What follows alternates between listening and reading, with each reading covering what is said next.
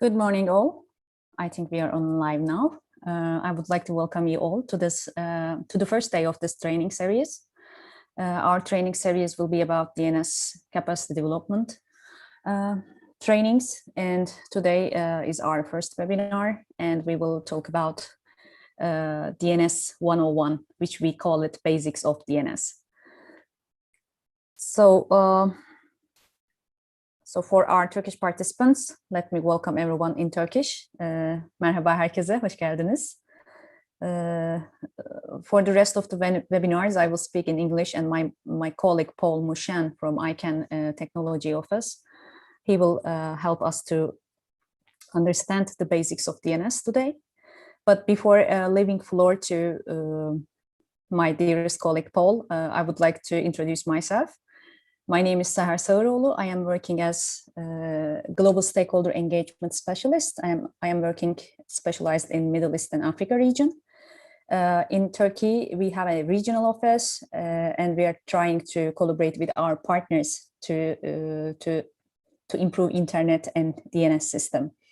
The basic objective of this training to improve the capacity in DNS field, and we would like to support people who are specialized in DNS areas and fields. And also, most importantly, I would say, we would love to encourage people to actively join international fora with respect to this technical part of the DNS. ICANN is one of the organizations that you can join and participate voluntarily. And there are, of course, other technical organizations such as IETF, Internet Engineering Task Force, or Web World Consortium, like this. So you can be part of all this global organization and help us to make internet better.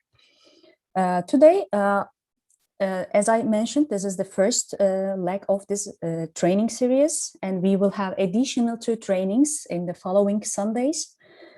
All these trainings are based on the important aspects of DNS. We will talk about DNS abuse and the mitigation strategies in the second week. And on the third week, we will talk about DNS security and how I can, what kind of programs I can provide, for example, DNS security extensions, how you can deploy all these extensions and why it is important for the secure DNS. And let me first share my slide with you. We will have some slides today. I will briefly talk about the DNS system, and my colleague Paul explain the basics of DNS, and he will delve into the technical details of this content. But I just need 1 second to share my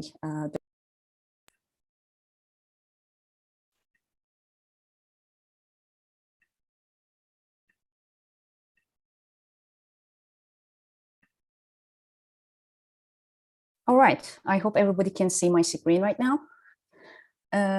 If I would recall correctly, on 10th of April, we had a webinar with IEEE organization, and I briefly introduced what is ICANN and why it is important for the domain name system and how it works, domain name system.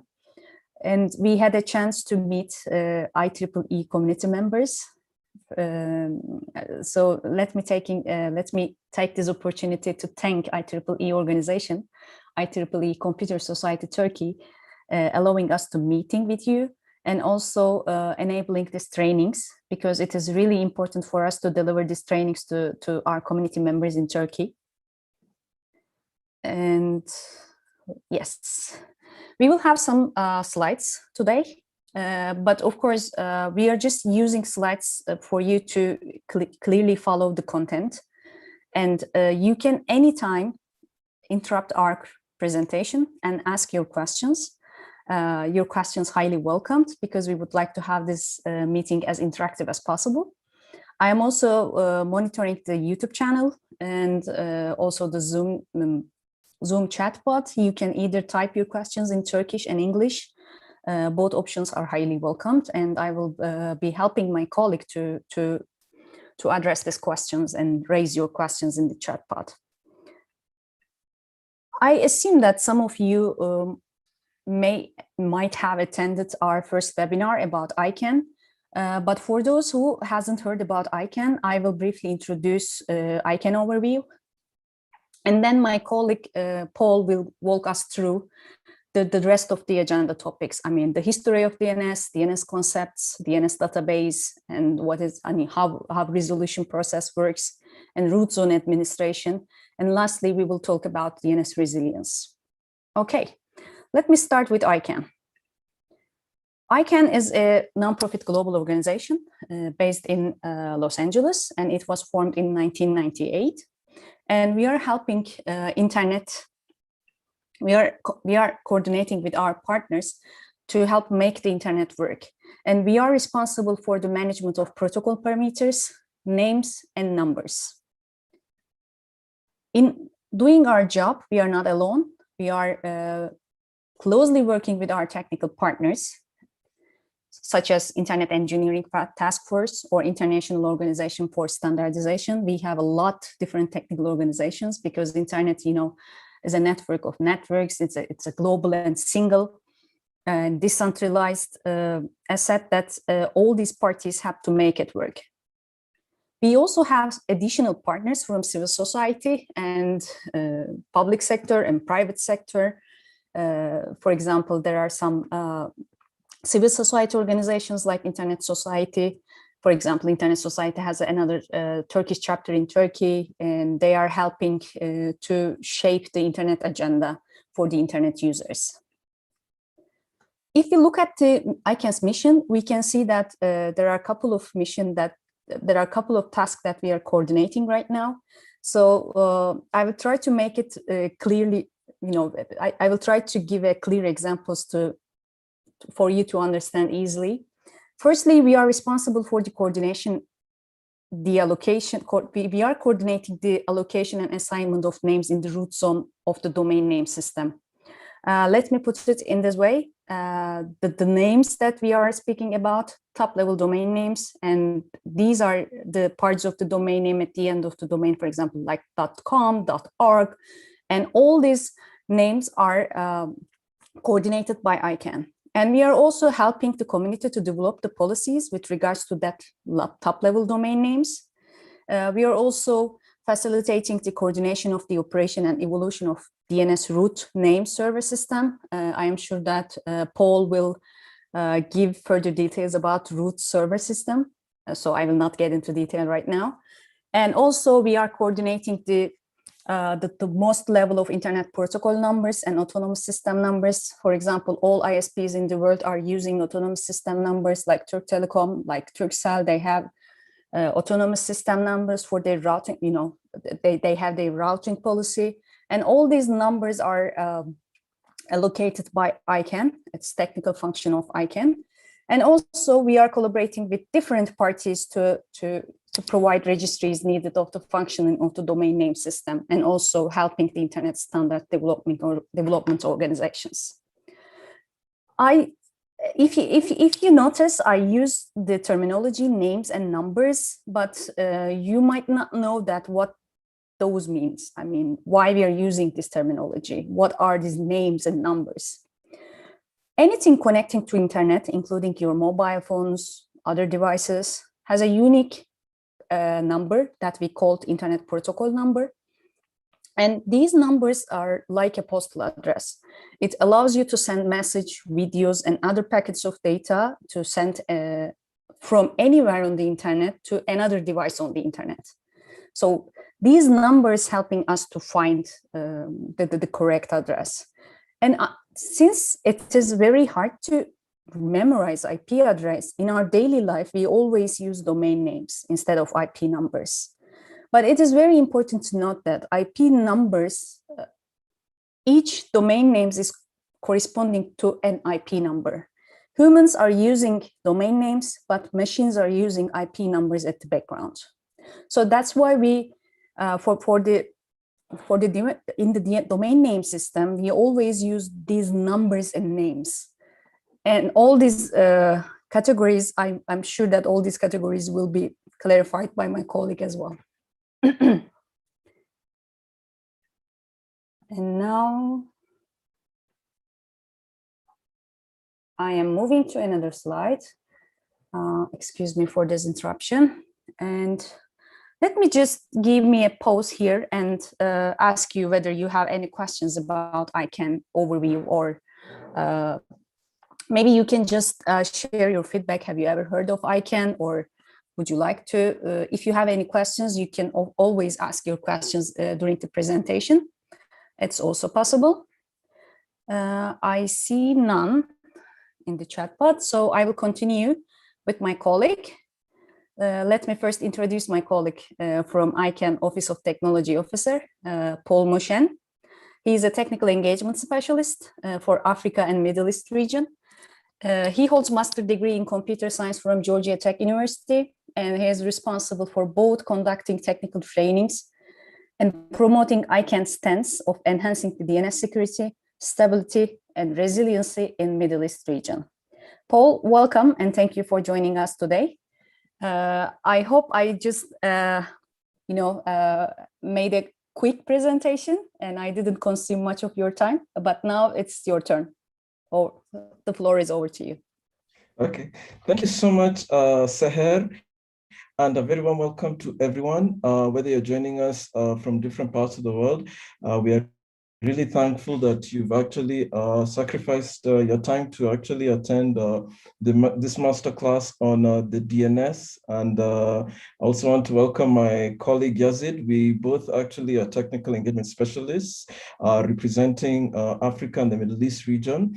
I am based in Nairobi, Kenya, and my colleague Yazid is based in Cotonou in Benin Republic, and we are very delighted to be here. So as Seher has already told you, we work for the ICANN Office of the CTO. And at ICANN, DNS is actually our core business. We are very passionate about the DNS. And what I'm going to do is I'm going to take you through this presentation, and I just want to warn you that parts of it are highly technical. So if things are not so clear, actually feel free to post your questions on the Zoom chat or on YouTube, and either my colleagues, Seher or Yazid, will be able to respond to you. And if you want also to use a mic, I think Seher will be able to unmute for you. So without much ado, I just want us to begin, and feel free to interrupt me at any time. Just post your questions, don't be shy. I encourage you to be active. I'm going to also ask you questions. I'm going to throw questions to the participants as well. Actually, there are going to be 2 slides. I'm going to ask questions about the DNS, and I would like to also see your answers on the questions that I'm going to give you. So once upon a time, I'll go to the next slide. We didn't have the DNS. We didn't have the internet. We only had an idea, and a very fantastic and a very interesting idea that will be changing our lives for the foreseeable future. If we go back to 1969, something very interesting happened. There were actually 4 participating academic institutions in a project known as the Advanced Research Projects Agency Network. And in this time, these 4 institutions decided to connect to each other using a novel technology known as packet switching. Then around October 29th at 9 o'clock, Leonard Kleinrock, who is actually based in the University of California, Los Angeles, and who actually was the inventor of packet switching, he sent a message to actually a host that was in the Stanford Research Institute. In this message, it was a very simple one. He just only sent the word login, L-O-G-I-N. So he sent the first 2 characters, L-O. The receiving node received them, that is a node on SRI, and then it crashed. Then around 1.5 hours later at 10:30 p.m., the SRI host actually came back online and was able to process the remaining 3 characters, G, I, and N. And from then they celebrated because something new had happened. The ARPANET, the predecessor of the internet, was actually born. And from there, new things started to happen. Go to the next slide.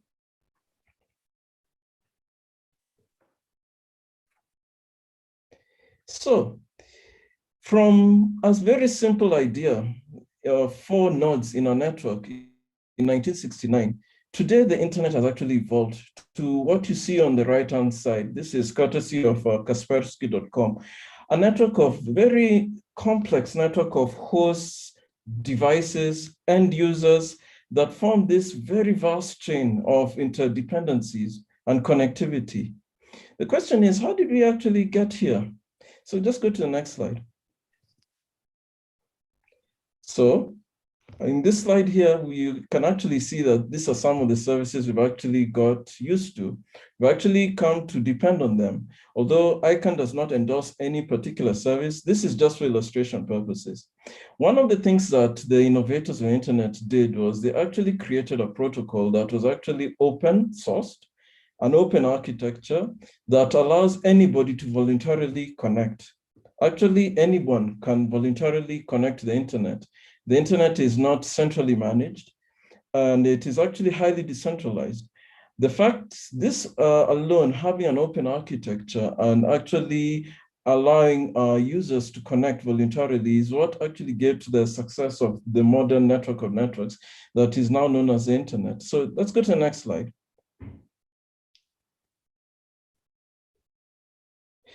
But at the heart of the internet, there's actually a very critical service.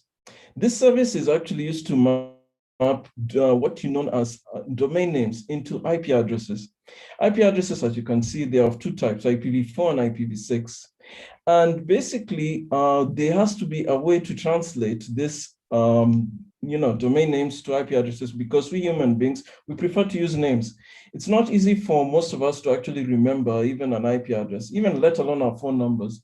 Just imagine now how dealing with an IPv6 address. And so this is why we depend on actually a translation from IP addresses to domain names. But before even the DNS, there was actually something very interesting happened. And I'm going to talk about the short history and how the DNS evolved. So go to the next slide.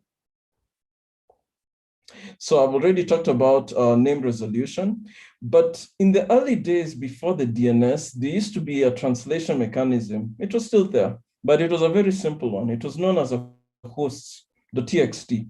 The HOSTS.txt is actually a text file. In this text file, you had the name of a machine known as a host name, and you had the IP address. You didn't have domain names like xyz.com. No, you didn't have that. You just had a simple host name. Host name could be something like Seher's machine or Yazid's machine, and each of them had an IP address.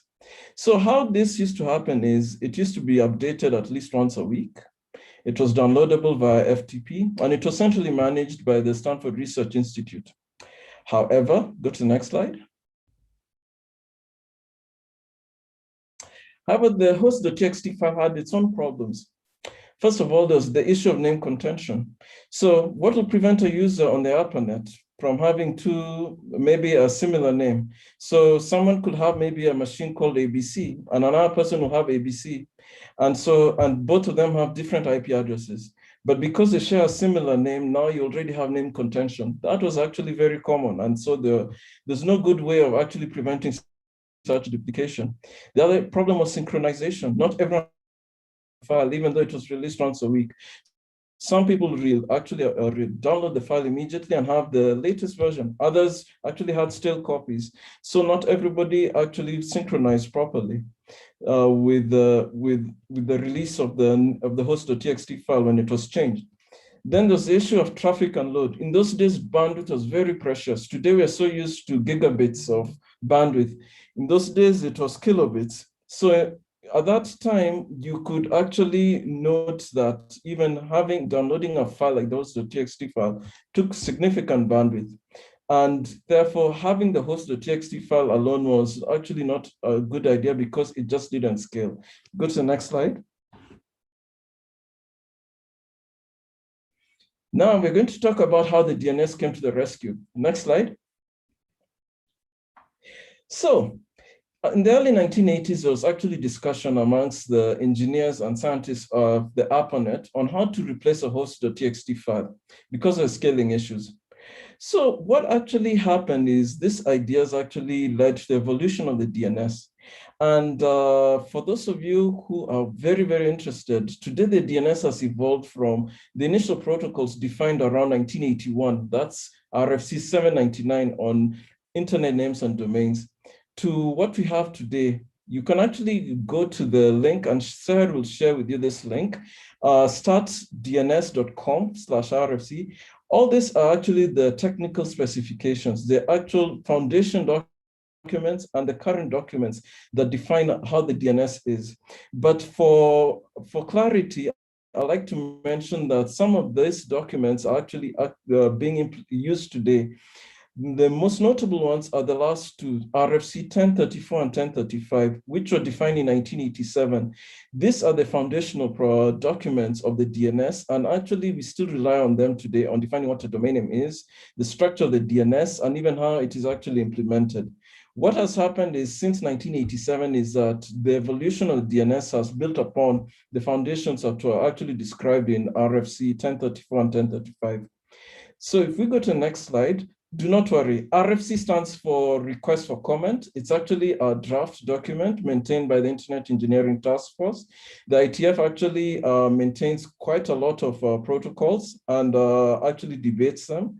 And ICANN individuals within ICANN also participate in the ITF, and even you as also individuals within IEEE can actually participate in the ITF. It's actually open-ended, and attendance of the meetings, there are actually even discounts, and even some of them are free to attend.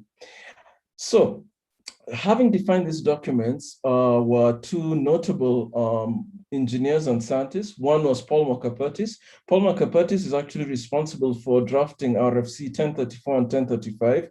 And credit to him, because we still actually use the work that he actually created, even still today. The other one was Jonathan POSTEL. Jonathan POSTEL worked hand in hand with Paul MOKAPETRIS to actually define the initial documents of the DNS back in the early 80s.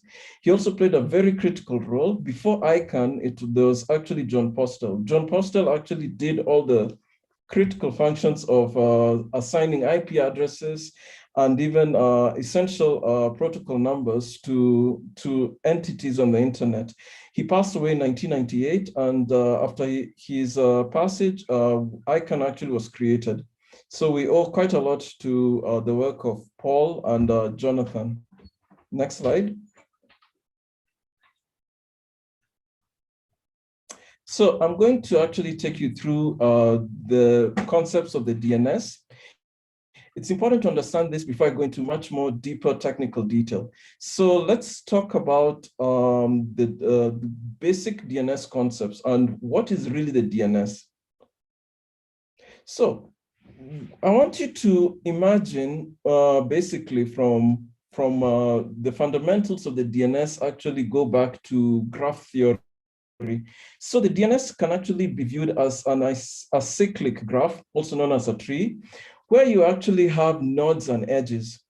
The nodes themselves represent actually the domain or the labels that constitute a domain name, while the edges themselves represent what you call a delegation. I'll explain what delegations are. And at the very top of this tree is the root zone. And the root zone is actually the topmost level or at the domain name hierarchy. Beneath that, you now have what you know as top-level domains, which is one layer below the root. And then below the top-level domains, now you have second-level domains or second-level nodes. And below that, you have third, and then you go fourth, and so on. So something like www.example.com is actually a label, a fourth level label, that because it starts with www, example.com is a third level, .com is now a top level, and then the root is the topmost level. So each domain has a label. And this whole tree, this whole hierarchy, as you can see here, is collectively known as a namespace. So let's go to the next slide. So the namespace today has actually grown. Today, we do have the root zone, which ICANN actually maintains and administers in collaboration with multiple stakeholders or the multi-stakeholders. And the namespace has actually 1,500 top-level domains. So we have the likes of not just only .com or .tr for Turkey or .uk. We also have .coffee, .ninja, .rocks, and so many others. And I'm going to talk about the root zone in a separate slides. Let's just call it separate slides on on why it is actually a special case label and how it is actually administered. So let's go to the next slide. So the other thing you should note is that apart from just the usual labels, the domain name has actually even evolved to include even non-Latin, or can I say English, or scripts. So like the Turkish language itself has different letters that actually do not exist in the, let's say, the English alphabet. The Arabic also language, the Hebrew, the Persian, all of this, even Hindi, all of this actually have to be represented in the DNS, and they are represented in a form known as the internationalized domain names. So in this case here, IDNs actually have what you have known as letters, digits, and hyphens, but the basic fundamentals of the DNS specified in RFC 1034 and 1035 holds. Each character that is represented as a label in the domain name has a maximum length of 63. And you can have a label in ASCII. The maximum total number of characters you can possibly have in a single domain name is 253. So you have 63 for one label, but if you are talking of the total number of labels, the maximum is 253 because the specification says you can't go beyond 255. Let's go to the next slide. So this brings us to the question, what then is a domain name? We've already seen the hierarchy. The hierarchy is a namespace, consists of multiple labels. What then is a domain name? So a domain name is very interesting. The definition of a domain name is, if you read this document, and it's part of those RFCs that you have been shared, is actually known as an ordered list of one or more labels. What does this mean? What is an ordered list of one or more labels? If you look at the namespace, you do note that each node is actually a label. So from the topmost, the root, down to the lowest level. Let's just show you, for example.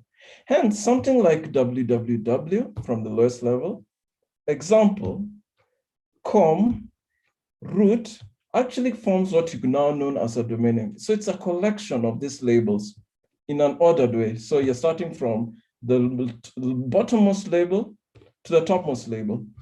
And therefore, www.example.com is now a domain name because it's a collection of those labels.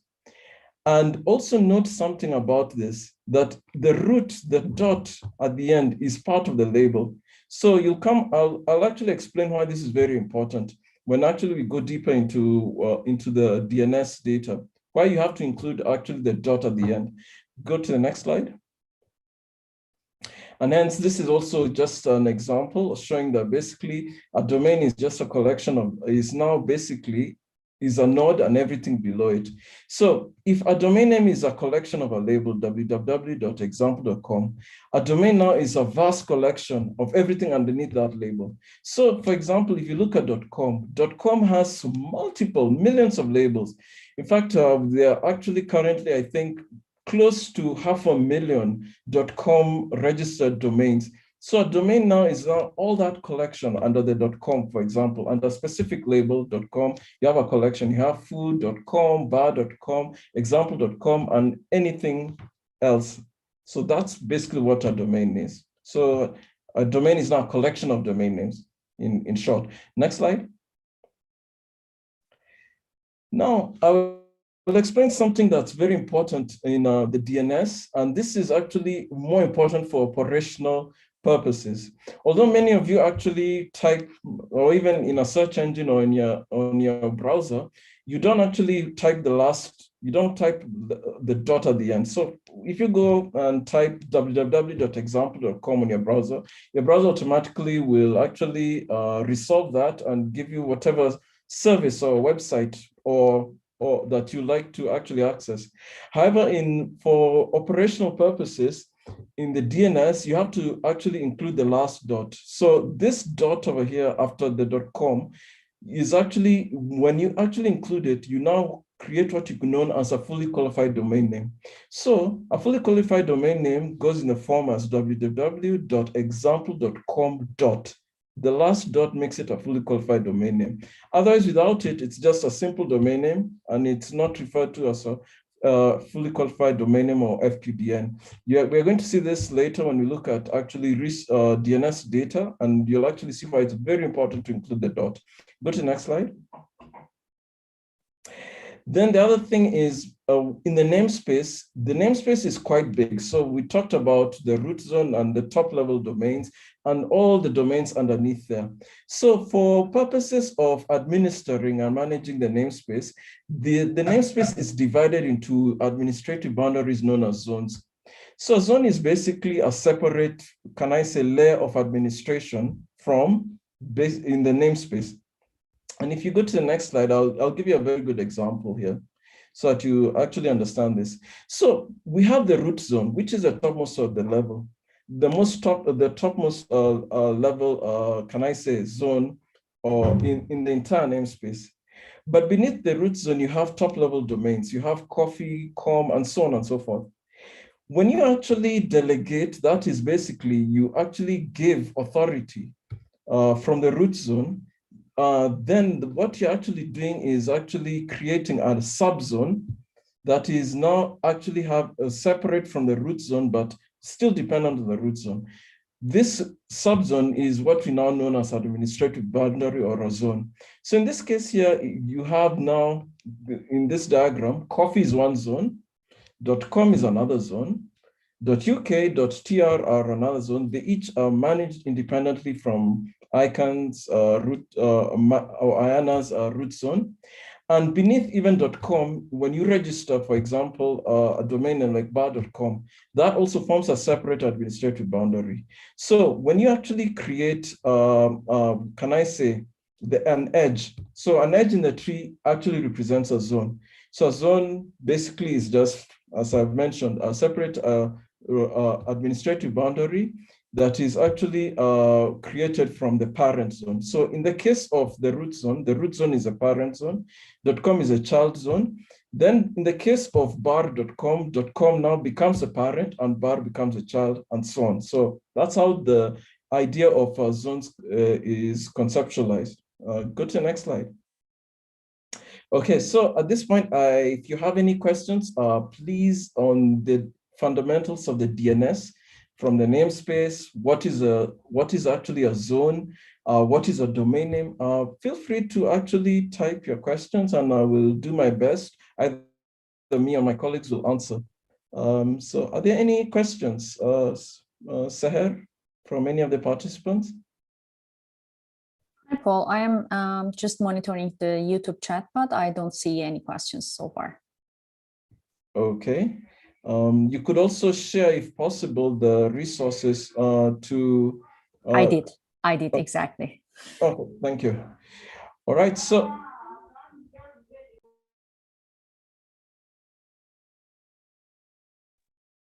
All right, so let's talk about okay, so let's zoom in a bit. We've talked about the namespace. We divided the namespace into zones. Now let's look at what is happening in a zone and what is included in a zone. So if you note something about the DNS is actually a collective but very distributed database. Each zone actually contains you can think about it as a database. And in our database, there are certain data. And so how is this data represented? So this is now what I want us to go into a little bit. So basically, every zone has what you know as data. It maintains actually a database. And this database is actually stored in what you know as a zone file, right? And in this zone file, you'll find that the data is actually represented in a specific format. And this format is used throughout the entire DNS ecosystem. And in most cases, it's a text-based representation, which in engineering terms, we call it as a master file format. I'll explain more about this in subsequent slides. Go to the next slide. So think about it like this. Some of you have actually manipulated data in a database like an SQL database. So similarly, a zone file can be thought of as a database. And in that database, you have now columns, you have tables, and you have rows. I'm just saying you have tables, and each table has columns and rows. So likewise, in the DNS, you have what you know as tables, which you can think of as resource records. And each resource record has you can think about that a resource record as a type. And if you go to the next slide, I'll explain more about the different types of resource record. So think of a resource record type as a column, and the data that is actually represented in each and every entry in the zone file can be thought of as a row. So likewise, a zone file, as I mentioned, contains multiple resource records, and all these resource records collectively form a table and are stored in a zone file. And there are multiple kinds of resource records. Go to the next slide. I'll show you just briefly. So in each resource records, if you think about it, each resource record is, if you think of a column in MySQL, you'll see that a column has even certain fields. Some columns have different fields. Likewise, each resource record, which is basically equivalent to our table in the zone file, actually has different, you can say format, you can say has different fields, but collectively each field is in these categories. So, and you'll see this practically. So you have the owner, which is basically the domain name. That's basically what is known as one field. So one field is known as the owner. The other field is the time to live. This tells us how long this record can actually be cached, and we'll see how this works. Then you have a class. Basically, in the DNS, there's only one class. It is known as the internet class, IN. And then you have a type, and there are various resource record types. We'll look at some of them. And then now you have the various DNS data. And this is how it's actually structured. And all this was actually came about in the foundational DNS drafts, standards, such as the RFC 1034 and 1035. Let's go to the next one, to the next slide. So this is just an example of how actually it'll look like, or how it is actually structured. So the owner actually is on the left-hand side. Then followed by that is the time to live. Followed by that is a class. Followed by that is a resource record type. And followed by that is actually the data. So this is how actually DNS data is actually classified and actually structured when it actually appears on a zone file. Next slide. So I'm going to ask a question to the participants and I want to ask this so that I want also interaction. I want to make this dynamic. So what resource record types have you come across? Have any of you come across some DNS resource record types? And if you do have, share with them either on the YouTube chat or on the Zoom chat, and I look forward to your answers. So maybe I'll just give you a couple of seconds, maybe 15 or 20 seconds, and share your answers on the Zoom chat or on the YouTube chat bot, and I'll actually appreciate your feedback. Thank you, Paul. I see that we have more participants on the YouTube channel, so please feel free to add your comments in the chat bot, either Turkish or English. By the way, I shared the links in the YouTube chat pod as well. I hope people can just use the links in the YouTube channel.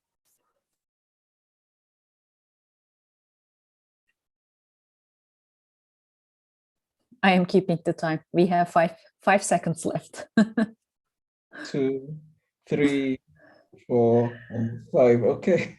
So I hope there have been responses. Maybe some of you have actually, I have to confess, I cannot see the responses on YouTube because currently I have an active Zoom session.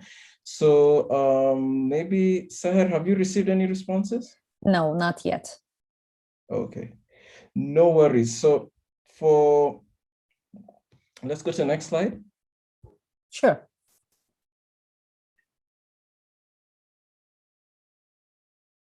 So there are actually various resource record types. In truth, currently IANA has actually 21 resource record types that are actually part of the DNS, can I say, resource record type repository that IANA keeps.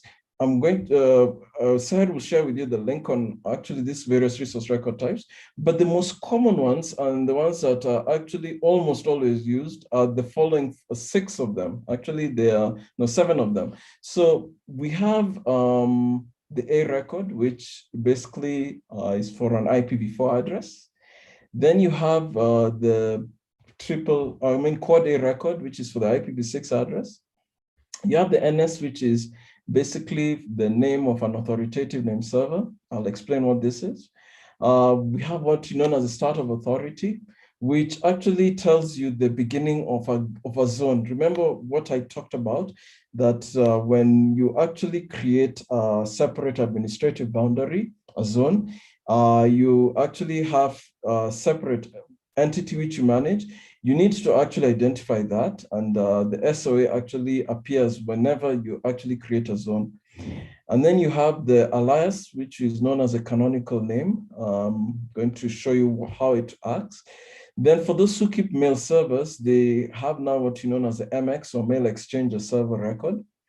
And for those who want to map an IP address to a domain name, because right now what we know as DNS, actually majority of it is mapping a domain name to an IP address. But however, you can also map an IP address back to a domain name. Then there's a special record that actually deals with that, and that is known as a PTR. We'll look at all of this. If you go to the next slide, Sahar, I will.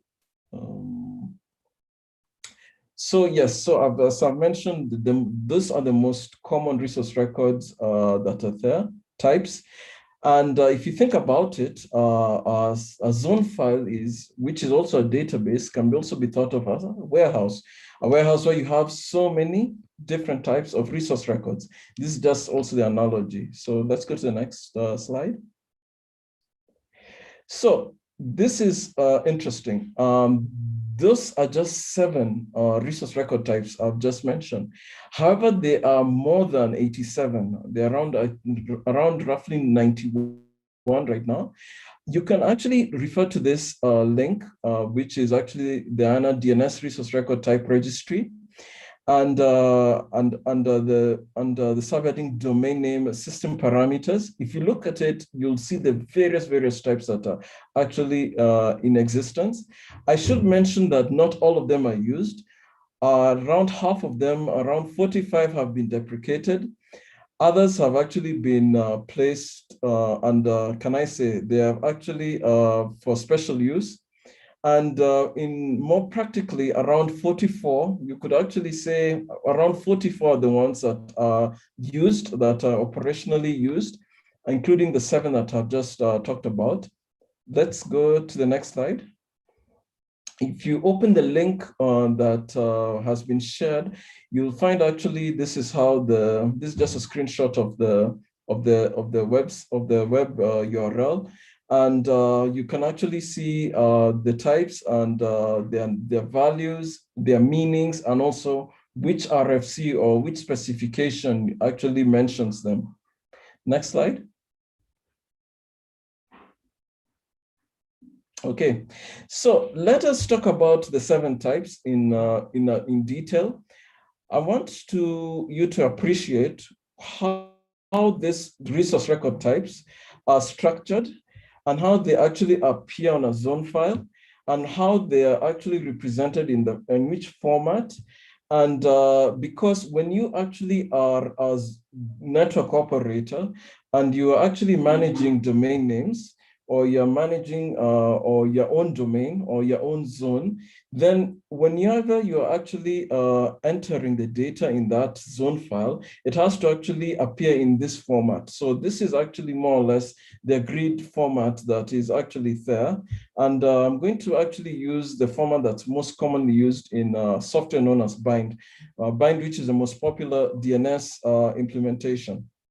So when you actually are referring to, you want to actually map a domain name to an IPv4 or an IPv6 address, you need to use the A record.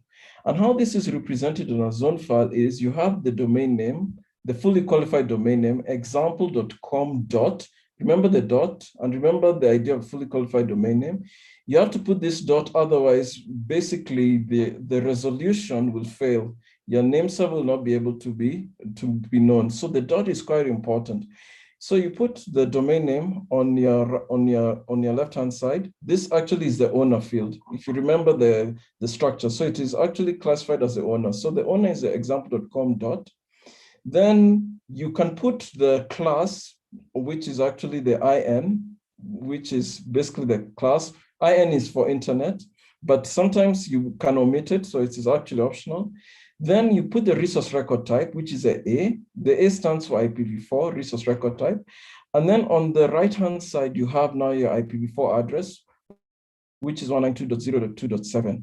And likewise, if you actually have an IPv6 address for that domain name, you'll do the same thing. You'll still put the fully qualified domain name on your left-hand side. You'll now use the code A, which is 4 A's.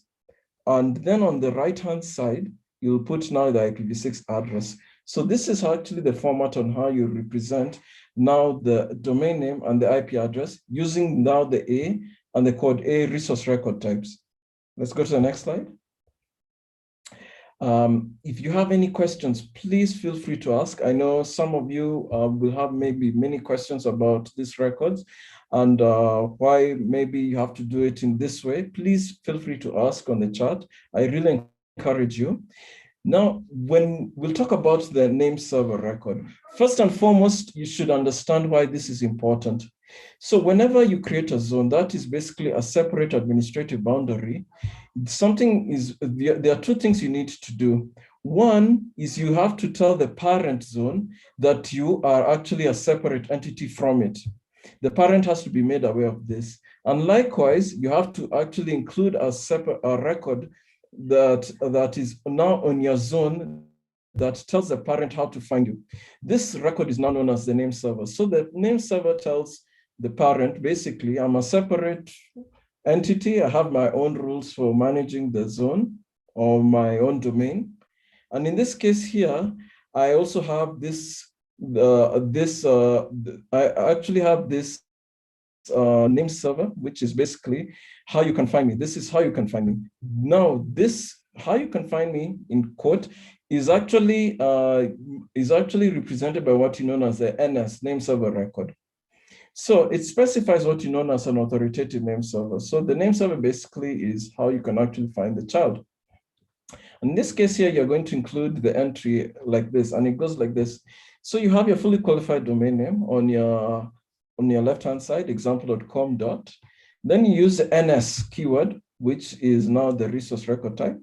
And then after that, now you have now not the IP address, the domain name of the name server. In this case, you represent it as ns1.example.com or ns2.example.com. I'll explain why this is important. This is because the documents RFC 1035 and 1034 specified that this record has to actually be represented by a domain name and not an IP address. However, eventually this IP address, this domain name has to be mapped to an IP address, and we'll talk about this, how this is done. Go to the next slide. So let's take a good example here of how the NS is. So .com is a separate administrative boundary. It's a separate zone from now the root zone. However, how does IANA, a root zone, or can I say root file, determine where .com is? So what happens is there are two entries, one in the root zone and one in the .com. And these two entries are similar. In this case here, what you have is you have the .com zone, which is actually, or domain name, which is actually on your right-hand side, fully qualified.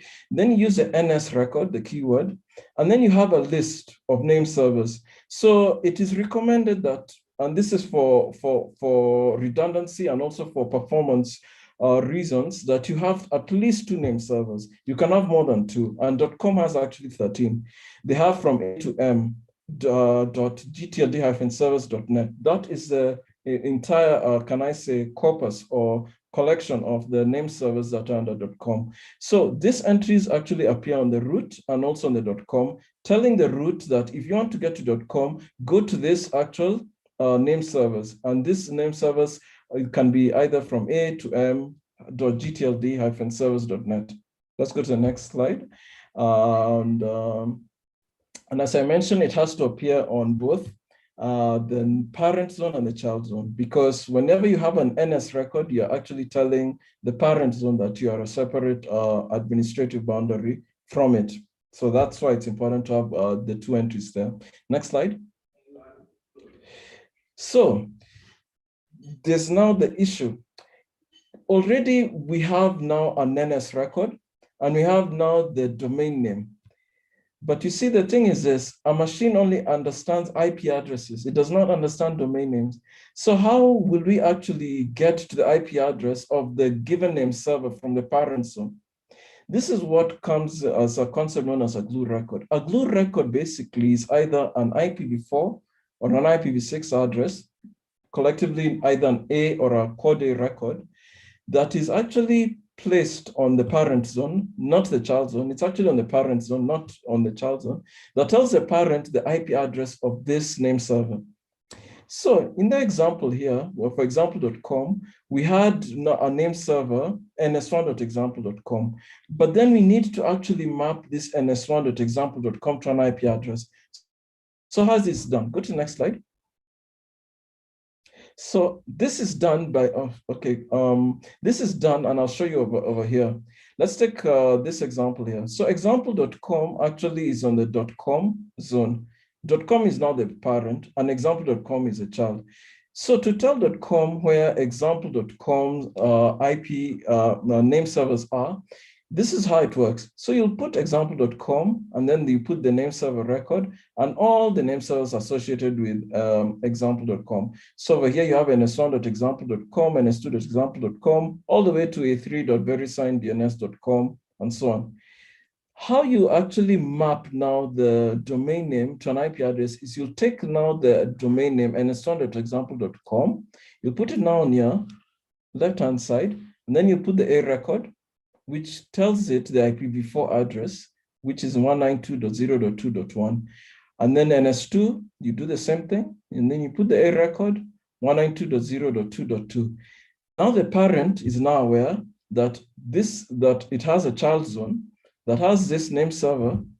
The name server has this domain name, and also the IP address of the name server is 192.0.2.1. This is how the glue record works. So the glue record is just mapping the name server domain name into an IP address.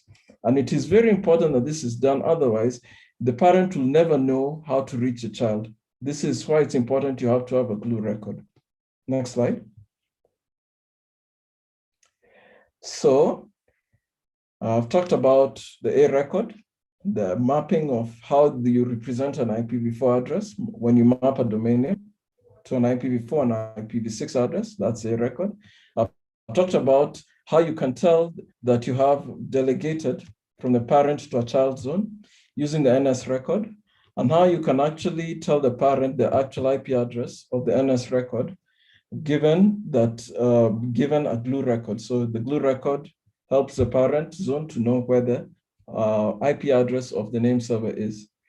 But there's also something that's very important. Whenever you have a zone, you have to actually create what you call a start of authority. Because a zone is a separate administrative boundary, you have to actually include certain detail on the database telling everyone else that this is a separate administrative boundary. How is this done? There's a special record that actually deals with this, and this is known as a start of authority, an SOA. Now, the SOA is a slightly bit more detailed than the other two resource record types.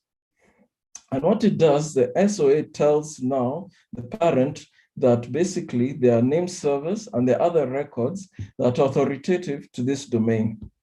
And in it, the SOA has different, can I say, fields. Actually, I will go through the fields. And what the SOA has is that every time, and that you should note is that every time you have a domain name that is separate from the parent, every domain name has to have an SOA that is actually separate That is how the rules of the DNS actually are. And how it works is as follows. Let's go to the next slide. So the SOA has quite a lot of detail about the domain name, about the characteristics of even the zone file, and also it has certain information about version control. And all this is, I'm going to explain in very carefully how this is done, okay? So the SOA has the following fields. The SOA contains what you know as the M name. So M name is basically the first name of the name server. So in the example.com, we have a name server, ns1.example.com. So you need to include that name server, just only one. You don't need to include all of them, just the first one, the primary name server. The secondaries don't have to be included, just the primary. You need to include that detail in the start of authority record. The other detail you need to include is now the administrative IP address, the administrative contact IP address. Now, DNS is very strange. You cannot use the @ symbol. So if you had maybe an email like john.doe@example.com, the specification says you don't actually, you rewrite the @ symbol with a dot, with a slash and a dot. So in this case here, john.doe@example.com will be john.doe. Not, you remove the @ dot. So the @ is removed and it's represented with a dot, example.com. And also you still have to maintain the fully qualified domain name by adding a dot at the end. So you include the email contact in this format. You include the name server, the primary name server. Then you include another detail to the start of authority known as a serial number. The serial number is actually a version control. Think of GitLab or GitHub, where you actually maybe update a given software and you post it or in their repo. It will actually have a new version control number. Likewise, the DNS also zone file has also a similar idea, which is known as a serial number. The serial number is very important, and it's important because you may have more than one name server. Like example.com has 13 name servers, but the primary one is the first one, which is a.dtld-servers.net. You need to tell these other name servers that if there's a change in the DNS data of the primary, they need to be informed of this change. And so the serial number is like a way of actually, distributing the changes to the secondary name servers or informing them of the changes. So that's what its purpose is. Let's go to the next slide. There are actually 4 more other parameters that are included as the fields in the start of authority. You have a field known as refresh. So refresh tells the name servers after how many times they can check the zone. So how the DNS operates is as follows. If you have more than one name server, the secondary will always contact the primary to see if there is a change in the information on the DNS database or in the zone file. And this is actually is permitted by a field known as refresh. So refresh is set to a value like 86,400, which tells the secondaries to check every 24 hours if there are any changes. Retry is now for if there's a failure. So if, for example, after 24 hours, the secondaries attempted to contact the primary, and they found that the primary was actually offline, or something happened, or there was a failure in the primary, then the secondaries will actually try again, and this is known as the retry. So the retry is actually set to a smaller value.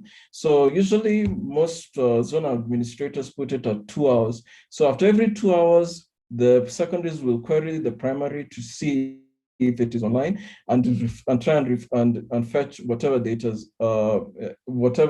new data there is. Then you have the expire.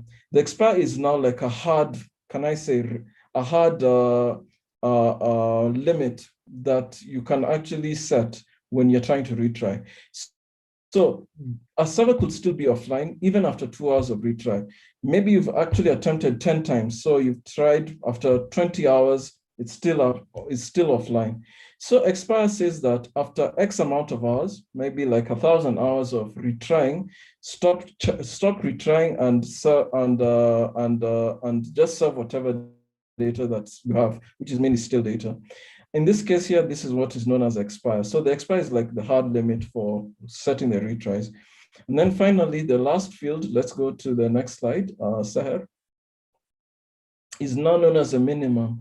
So the minimum is basically telling how long, if, for example, you get a non-existent, let's say domain, let's say example.com is an existent domain, but example1.com doesn't exist.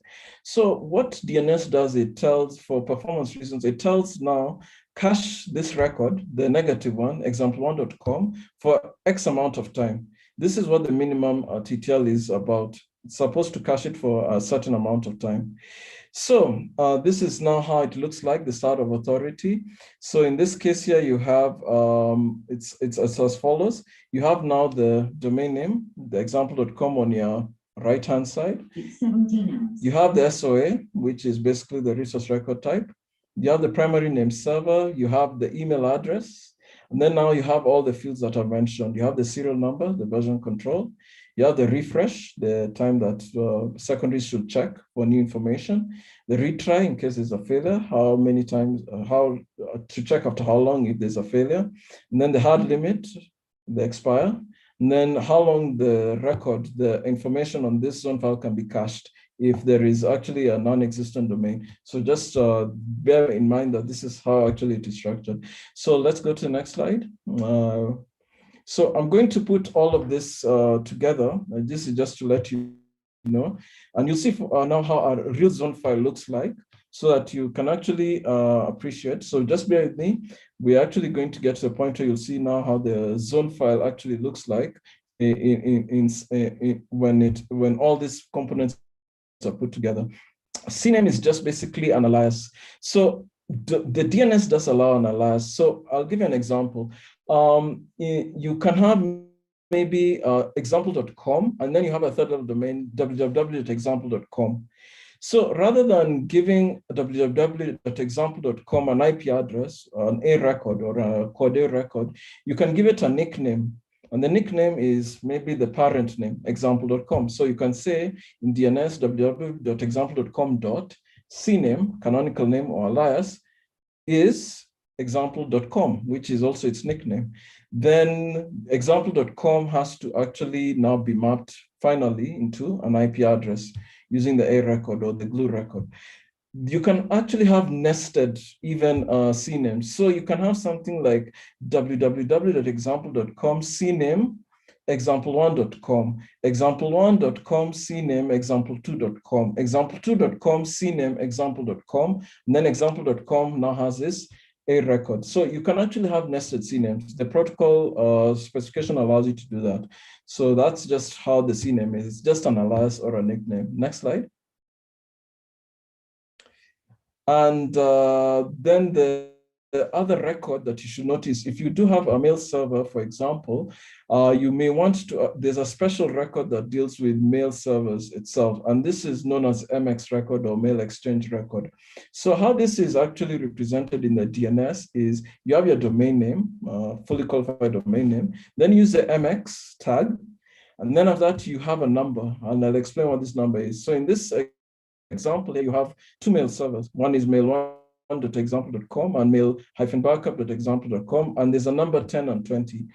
So the number 10 is actually lower than 20, and the lower the number, means that that mail server has a higher priority, so that any queries that are related to example.com and there's an email server that is being run by the domain administrator for that domain, will almost always go to mail.example.com because it has a lower number, which means it is of a far higher preference. So the numbers that you see there, 10 and 20, shows the desirability of which server to use or which domain name to actually use for the mail exchange. And in this case here, mail.example.com is for higher preference. Go to the next slide. Then there's a concept of how do you map an IP address to a domain name? There's a special record for this resource record type. It's known as a PTR, or pointer record. So the PTR works very, very interestingly. So what happens is, because you need to map an IP address to a domain name, you have to represent it in a very interesting format. I'll explain how.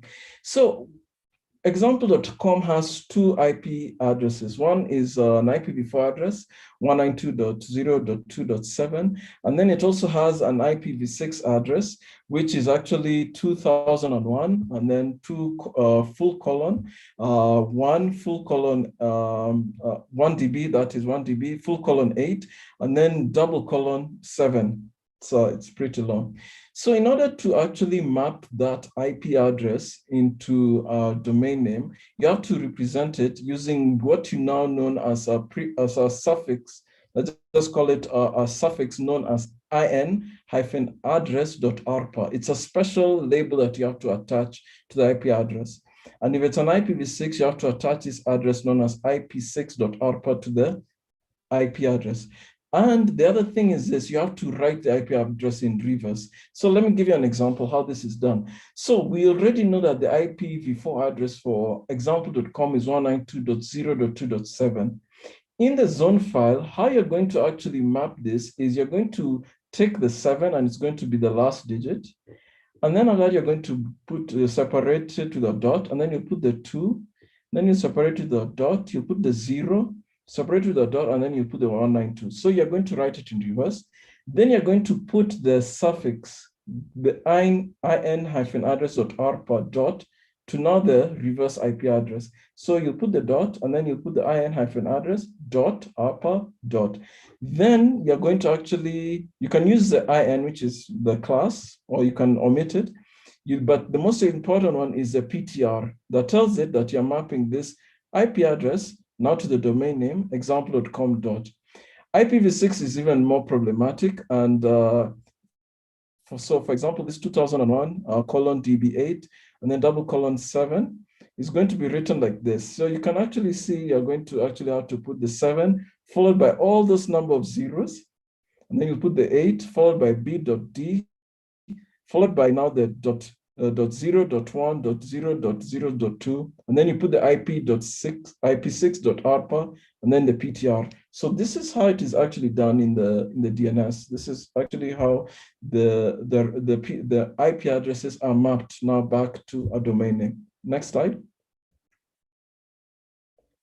And this is just a tree showing basically how the IP address looks like in the namespace. .arpa is actually a special, can I say, top level domain. We at ICANN maintain it. We maintain both the .arpa and the in-address .arpa. So these ones are actually used for infrastructure. So because they're infrastructure-based domains, they're not delegated to anyone else. ICANN actually maintains them. And that's just only for you to know. And now let's go to the next slide. All right, so let's put everything together. I've talked about all these various resource record types. Now, I mentioned that the zone file actually is a warehouse. It's actually a database for your zone. So you are the administrator of example.com. If I was to actually look in your zone and to see the data that is there, this is typically how it will be represented, and this is typically how it will look like. If you look at this example here in this sample zone file, our example.com has a start of authority with all the parameters that I mentioned in the previous slides. It has name servers, and all of these ones are mentioned here. We do have actually an A record for the example.com, which is an IPv4 address. We have an IPv6 address, which is actually there. We have the mail server exchanges with their different priorities for example.com. We also have a nickname for one of the subdomains for example.com. And now we have also the glue records for the name servers. So when you actually see it, and this brings us back to analogy, the entire zone file is actually a database, and it has all these records, and each of them is actually categorized. You can think about it in columns, where the columns represent basically your resource record types, and the data plus the owner, and your rows now represents the different entries in this, database of yours. So this is to show you that all of those concepts I've just described actually appear, and this is how really zone file looks like even in the real world, or when you're actually operating and maintaining a domain. Go to the next slide. So I'm going to talk now about something known as the DNS resolution process. Seher, just tell me, how much time do we have? We have 20 minutes left, but it will be good if we just, use 10 of them. I see any questions in the chat pod. I believe the content is very clear for the audience, or maybe it's not all clear for the audience. I couldn't tell. But I just want you to take a breath and maybe just use your time to take a sip of water, because I know that we keep you very busy. Okay, no worries. So I'm going to go pretty quickly on the DNS resolution process. So now how I'd like you to follow with me is we've talked about the concept of the DNS. We talked about the zone and what is inside there and the different records. Now we are going to talk about DNS in action. How does the DNS actually work in real life?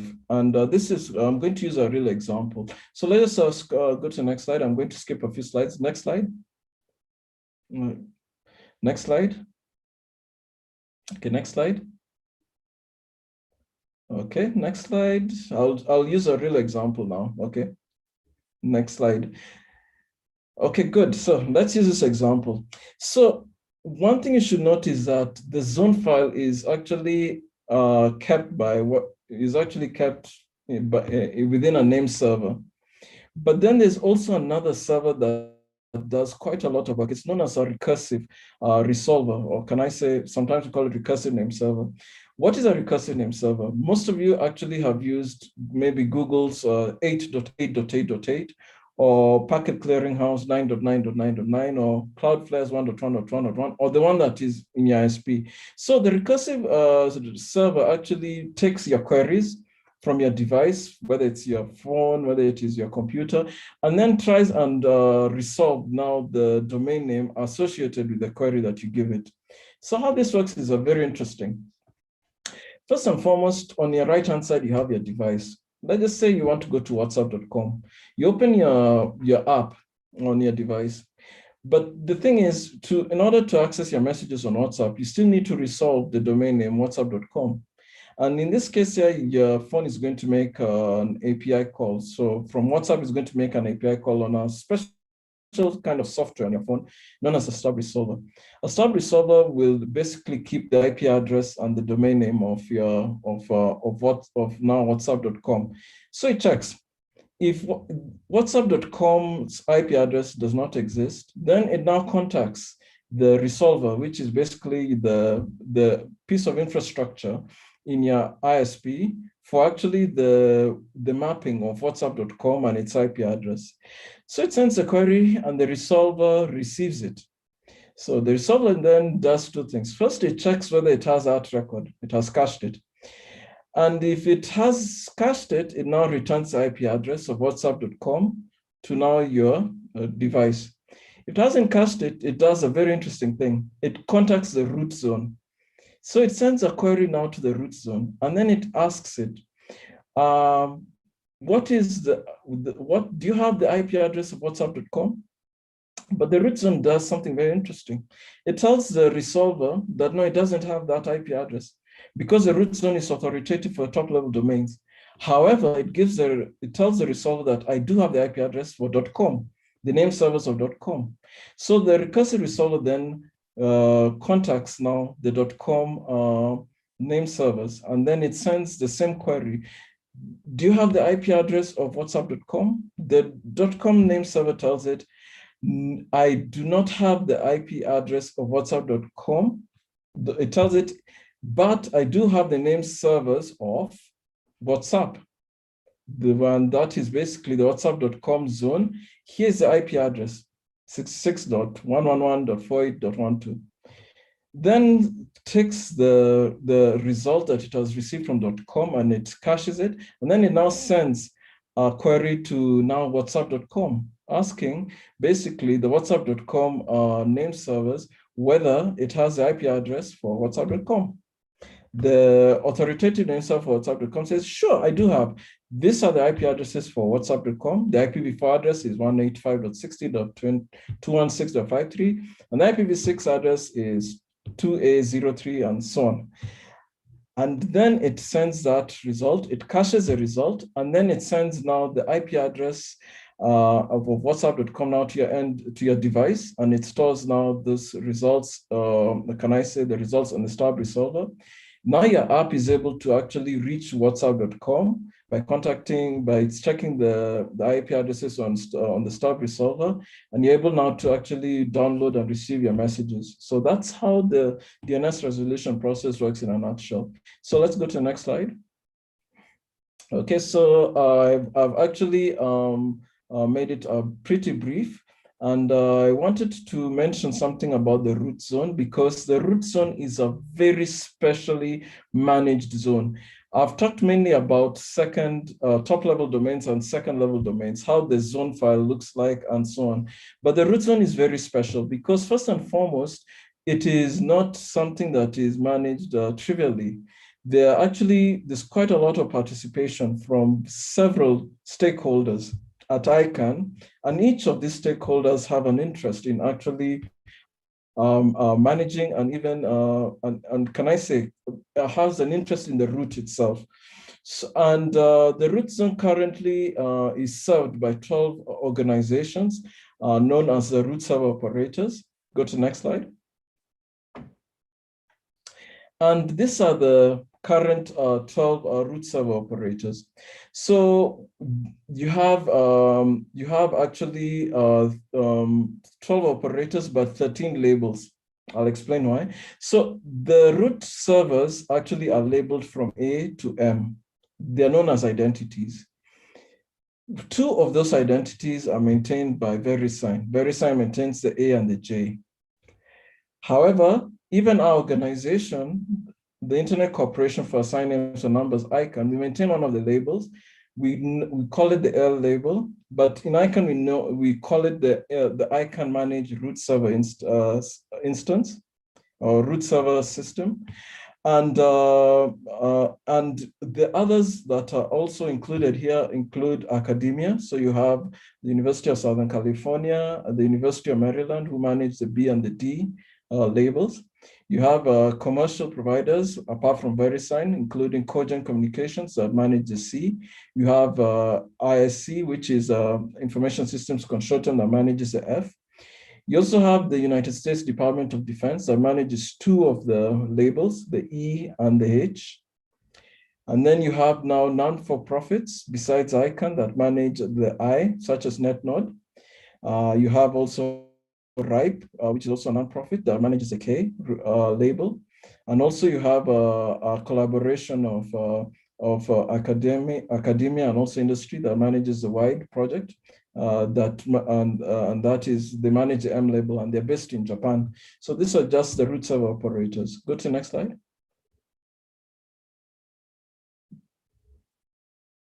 So I said, basically, it's not a trivial task. So what happens is during ICANN processes, multiple stakeholders discuss policy, and this policy is actually approved and vetted by the board. And once it's approved and vetted by the board, changes are made to the root zone. So these changes are received from the community. They're not just made, can I say, haphazardly or at fiat. They have to be done with the approval of the community and also of the ICANN board. So once those changes are received by IANA, the functions operator that is known as a public technical identifiers, PTI, that manages the functions operator, IANA maintains the root zone database, and we've talked quite a lot about other functions that IANA maintains, including protocol numbers and parameters, and also a root zone. IANA then actually works hand in hand with the root zone maintainer, which is a separate party.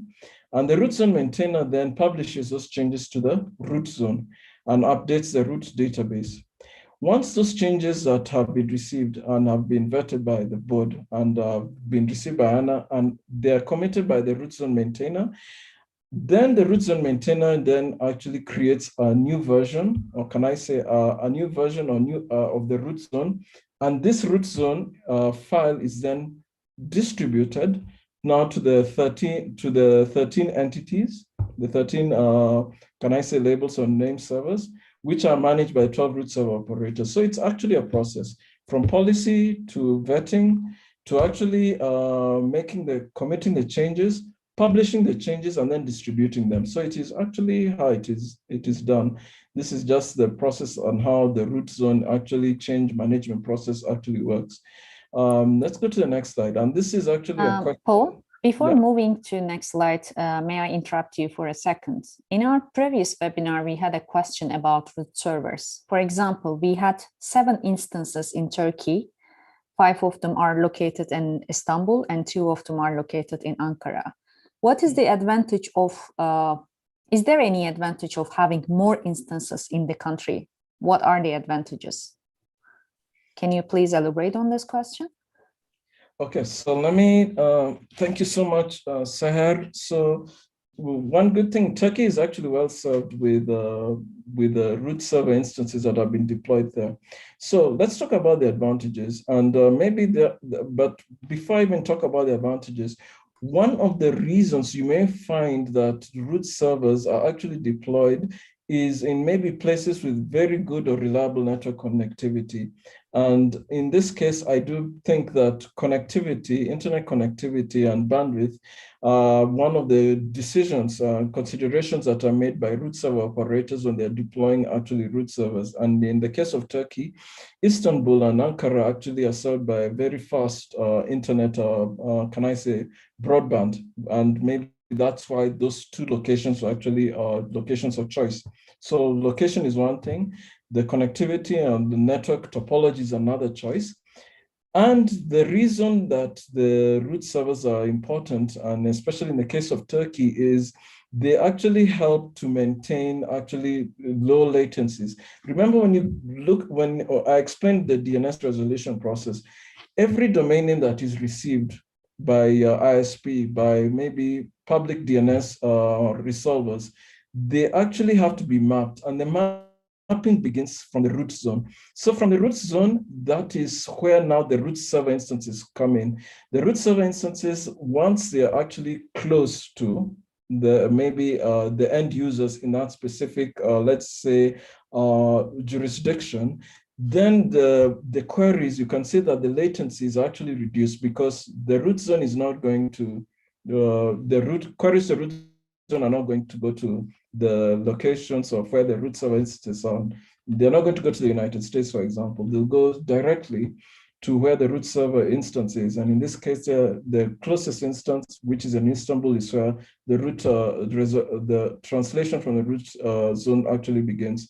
So it minimizes latencies, and this actually improves, can I say, the performance of DNS resolution. So that is the biggest advantage of having root instances close to the end users in a given location.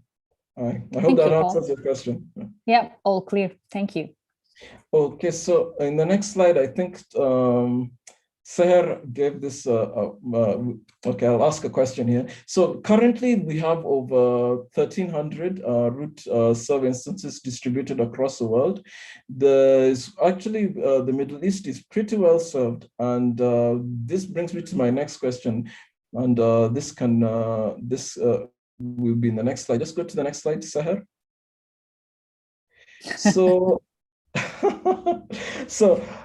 this is for the participants. What root server instances are in Turkey? Seher has given part of the answer. There are 7 of them, and they're located in Istanbul and Ankara. But what are the labels? What I'm looking for is A, B, C, D, E, until M. Which labels are actually available in Turkey? And I would like you to check out root-servers.org and zoom into Turkey, look for the labels and type them either on the chat or on YouTube. I will actually look at your answers at the end of the presentation. Please feel free to do this exercise. It's actually quite an interesting exercise.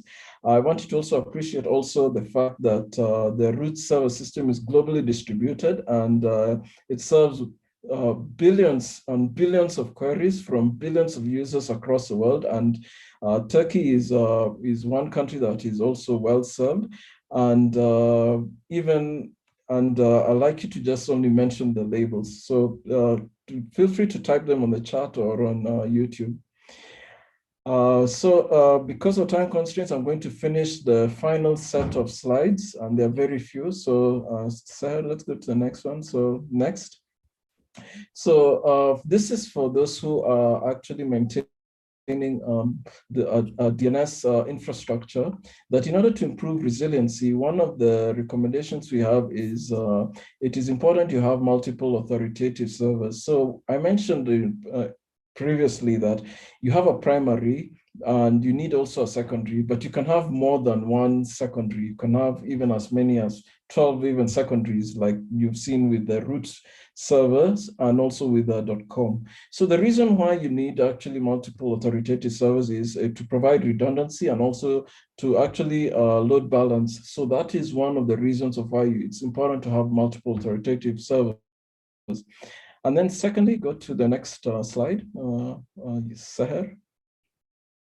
Another thing is also you should take notice on synchronization. If you have multiple servers, each of them have to be synchronized with the primary. In this case here, you have to ensure that any changes you make to your zone, actually you need to increment the serial number, and all this, and once you increment the serial number, all the secondaries automatically will be able to be updated on the changes that have been made to the primary. So in this case here, it is very important that synchronization is actually maintained. Another reason also for maintaining synchronization is time. So even the time and date have to be very, very accurate. It's very important to keep very accurate information when it comes to synchronization. Otherwise, you may actually end up serving very stale records, and this could affect the information that you provide on your zone. So let's go to the next slide. So the other important function, or can I say technique that's actually that helps actually mitigate DDoS is the use of Anycast. So Anycast is a routing technique that allows a single IP addresses to be shared by multiple instances. The best example is a root server system. So each root server system has, let's say, if you're serving the ICANN managed root server instance, the L root. The L root itself actually has one IP address, one IPv4 and one IPv6, but then there are over 150 instances deployed across the globe, and each instance shares the same IP address. This is possible because of Anycast. So Anycast allows you to have multiple instances sharing the same IP addresses. And the reason that you can have this is also to help you actually be resilient to DDoS attacks, such that if, for example, there's a DDoS attack on one instance, routers can actually be, users can actually be routed to maybe an instance that hasn't been affected by DDoS. So Anycast actually helps maintain the resiliency and even of the DNS infrastructure from actually some of the attacks like DDoS attacks. Go to the next slide. And then finally is caching. So one of the things that the Office of the Chief Technology Officer, or ICANN Octa, has noticed is that not all resolvers cache.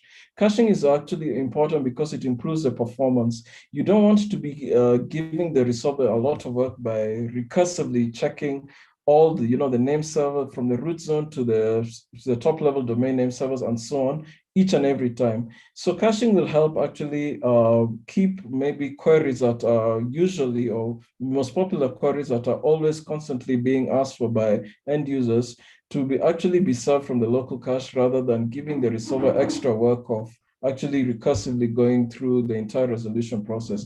So we actually encourage resolver operators to actually enable caching, and in order to improve the performance of the resolution process.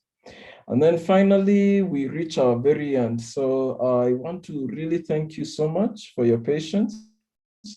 for actually going through the entire presentation. I know it's been very short time, 72 slides, and we welcome you to visit our website or follow us on any of the social media channels. So thank you so much. Thank you very much, Paul. This is really a tough job for you to speak at least 90 minutes. So thank you very much for your presentation. We know that the content of this training are quite a bit technical, but this is a good start for those who would like to specialize in domain name system and who would like to interested in joining this industry. So we would like to just lay out the basics for you, because we know that these basics are fundamental for our the later webinars. For example, we will speak about DNS abuse. We will also talk about DNS security, but for these trainings, we have to lay down the foundation so that you can easily understand what we meant.